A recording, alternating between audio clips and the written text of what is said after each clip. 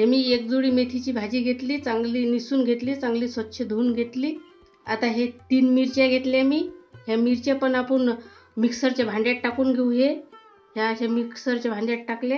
हे भाजी पण आता मिक्सरच्या भांड्यात टाकून घेऊ आपण. थोडंसं याच्यात पाणी टाकू आपण. आता हे मिक्सरमधून काढून घेऊ. आता हे मिक्सरमधून अशी मेथीची भाजी काढून घेतली. आता मी हे 1 वाटीभर गव्हाचं पीठ घेतलं, चांगलं चाळून घेतलं. हे अर्धी वाटीभर बेसन घेतलं मी. हे अर्धा चमचा ओवा घेतला मी. 1 चमचाभर तेल घेतलं.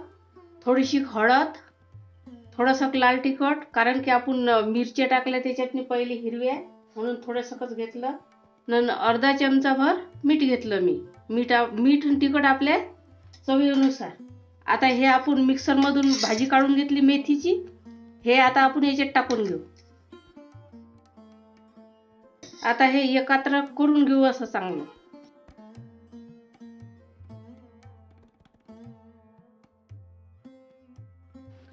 आता मी असा गोळा घेतला तयार करू.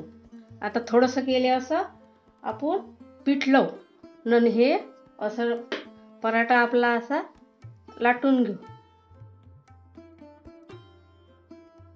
आता मुलं कसे मेथीची भाजी खात नाहीत ना, तुम्ही टिफिनमध्ये देऊ शकता.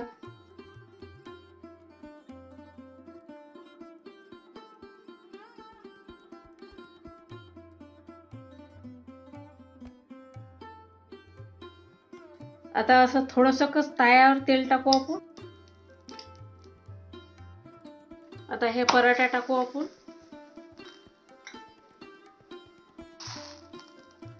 आता वरून पण असं थोडंसं तेल लावू आपण.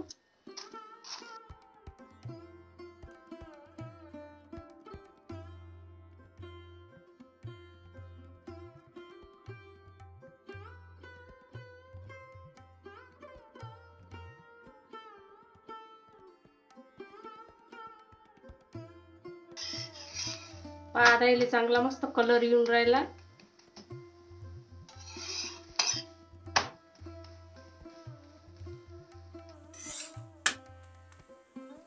आता हा आपला पराठा झाला. पहा कसा मस्त कलर आला. पहा किती मस्त दिसते. बाकीचे सगळे करून घेऊ आपण आता. हा पहा हे असे.